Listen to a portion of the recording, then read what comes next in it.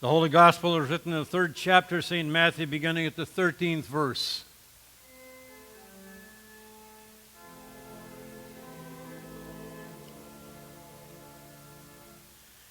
Jesus came from Galilee to John at the Jordan to be baptized by him. John would have prevented him, saying, "I need to be baptized by you, and why do you come to me?" But Jesus answered him, "Let it be so now, for it is proper for us in this way to fulfill all righteousness." And when Jesus had been baptized, just as he came up from the water, suddenly the heavens were opened to him, and he saw the Spirit of God descending like a dove and alighting on him. And a voice from heaven said, "This is my beloved Son, with whom I am well pleased." Here ends the gospel for the day.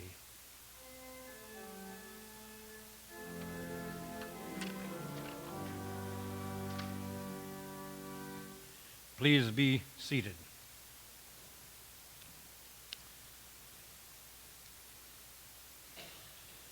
This is a very special day.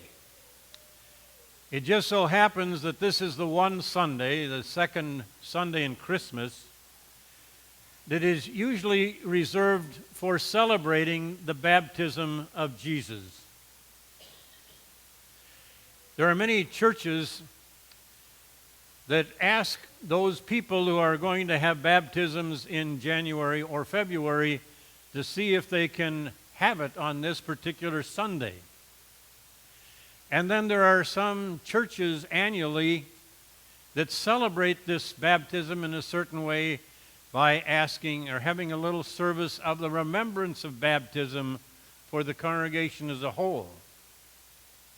This is not that somebody should be rebaptized. People are only baptized once, or should be. But it still is a very important thing that we remember our baptism and celebrate the baptism of Jesus. Now we say, well, why was Jesus baptized anyway? He didn't have to be. He was without sin. I guess which indicates how important baptism is, because even when Jesus came to John and asked him to baptize him, he said, "Well, no, I shouldn't be baptizing you. You should be baptizing me." No, it's important that I am baptized by someone else. It shows our unity in God's kingdom. Now, there are some special things that are indicated by baptism, and that's why we consider baptism so important in the Christian churches. And by understanding how important the baptism was to Jesus, we understand about the importance in our own life. First of all, we need to know that we are loved and accepted and appreciated. And that is the first thing that we find in the words coming from heaven after Jesus comes out of the water. "This is my beloved Son." This is my beloved Son. And that's the message that comes to us when we are baptized.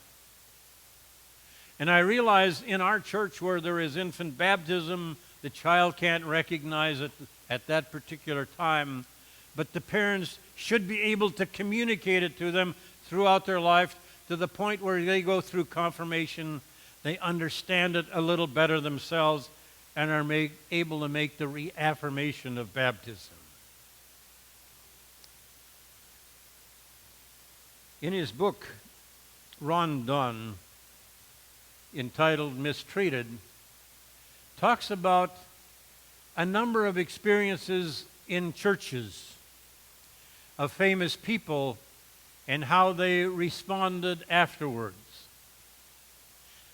And while the future of a particular individual in terms of his belief in God does not depend upon one event, it is important to understand that if you are not treated well in the church, if you don't feel a connection with each other in the church, you're probably not going to stay there. And the people that feel a connection with other Christians, then church becomes somewhat important to them.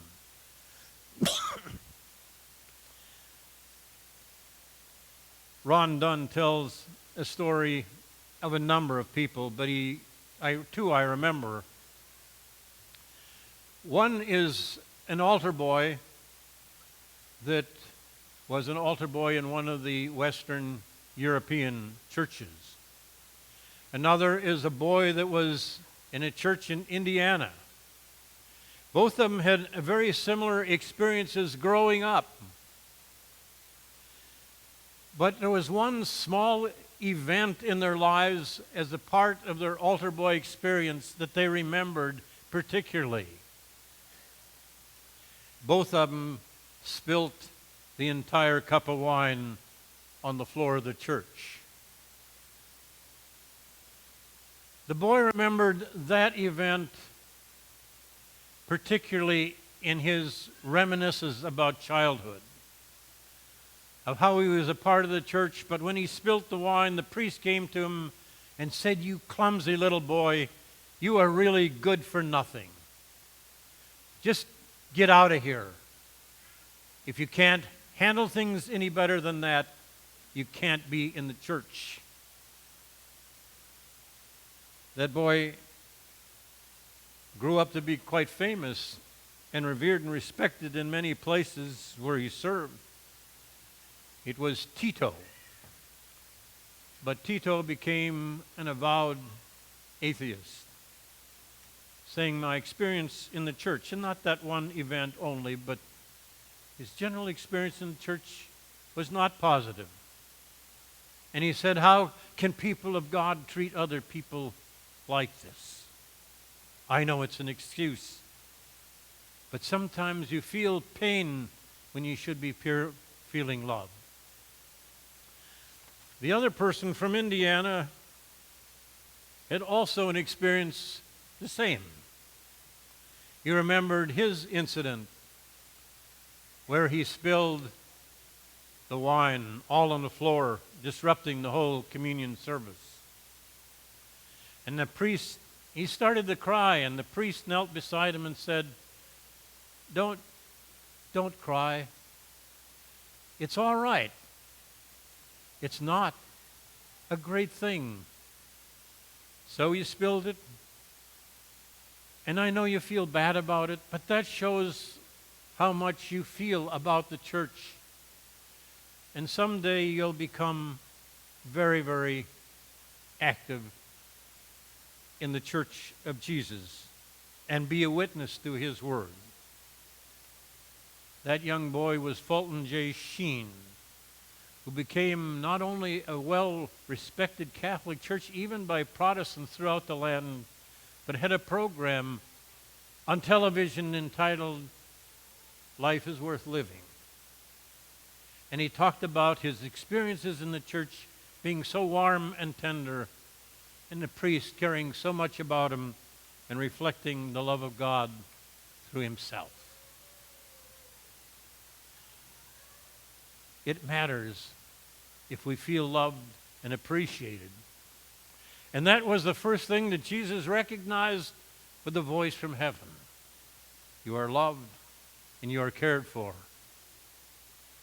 The second thing we learn and should learn that is a need is that we need to feel others support us.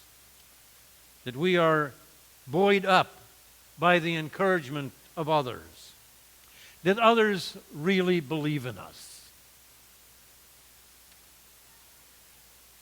If we feel totally without support, it is very hard to exist.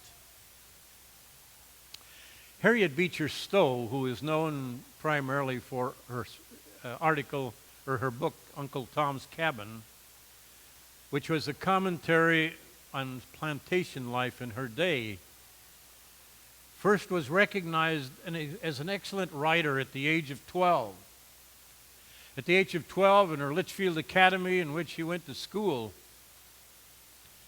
she wrote an amazing piece that was used and read by the superintendent at graduation from school that year. He read it, gave her credit, And she was applauded. She was applauded by the entire group. But she said, one of the things that when I came home, and her father was Reverend Lyman Beecher, Presbyterian minister. When I came in the door, he looked at me and he said, "You are my daughter, and I am so, so proud of you." And the smile on his face was so radiant. And she said, "I have received many awards in my life. Many things to say I can write well, and that I am doing something positive for a race of people that are at this point very mistreated. But nothing in the world will ever be more important than the smile on my father's face, looking at me and saying, 'I am so proud of you.'" And those are the words that came out of God's sound at the baptism of Jesus. "You are my beloved Son, in whom I am well pleased. I am proud." And that is the message that comes to us at our baptism. "You are my children, in whom I am so proud." The third thing we receive from baptism, and Jesus received in his baptism, was that we are recognized as something of value. You are something of value. What more can we measure as some value in us in contrast to God's saying that we are his precious people, the vessels of his church to proclaim his word to mankind? We have a tendency to become what people make us think we are, and then in turn what we think we become what we think we are. If we are clumsy and told we are lazy and told we are good for nothing, it might be a good start for going there. But if we are communicated in some way that we are the precious cargo of God's deliverance, you've got to feel some worth and some value. And it was from that time and that place that Jesus got up from the water and walked into his ministry, eventually to sacrifice himself for us and for all mankind, because we are given value by baptism. There was a child that recounted the story. I remember she talked about breaking her mother's very valuable old vase that had been in the family for 150 years. She dropped it on the kitchen floor and it shattered into a million pieces. And she said, "I started to cry because I knew how valuable it was and how important it was to my mother. And my mother came in and she looked and she said, 'Why are you crying?' And she said, 'Because I broke your vase.'